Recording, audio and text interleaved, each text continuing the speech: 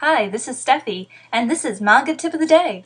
Welcome to tutorial number 2, Shapes in Art. In this tutorial, we'll cover the 3 general shapes used in manga.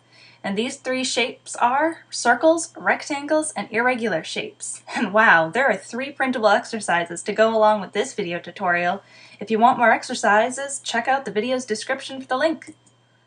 The first shape we'll cover is circles. Circles are the most commonly used when drawing people and animals. They're used on both large and small objects, and they can be made into cylinders and cones. Circles may not be obvious due to the fact that they may overlap with other shapes. Overlapping is when one shape is on top of another shape. It can also be when one shape is below another shape.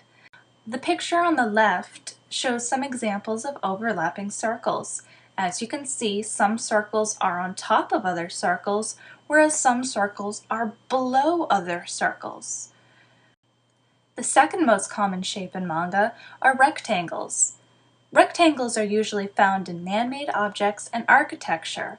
If you look on the picture on the right at the very bottom, you'll notice what appears to be a city. This city was drawn entirely with rectangles.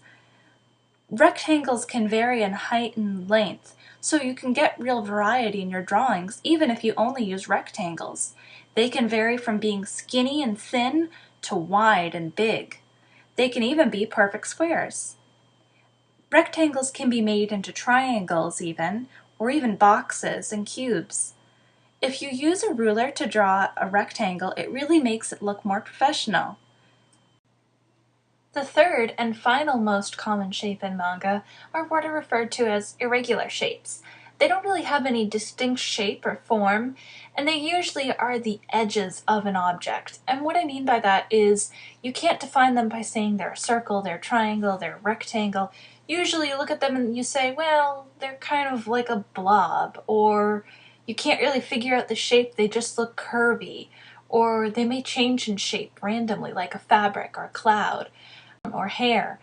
So here are some examples in this picture of some irregular shapes. Here we see hair, some clothing, some eyelashes, another form of hair, clouds, and even cartoon clouds sometimes have an undefinable shape. And some other examples that aren't shown here are water. Water has no definable shape or form. And the only final one that really is to be included are scribbles. And again, these are the absolute most common shape in art and manga. So if you can learn these, you can pretty much learn anything. And don't forget to do exercises 2, 3, and 4, where you can practice using all the shapes that we've learned, which are circles, rectangles, and irregular shapes. So exercises 2, 3, and 4 correspond with these. So check out the video's description for a link to this week's printable exercises. And the next tutorial will have tutorial number 3, guidelines, so you can get started drawing manga right away. Next time on Manga Tip of the Day.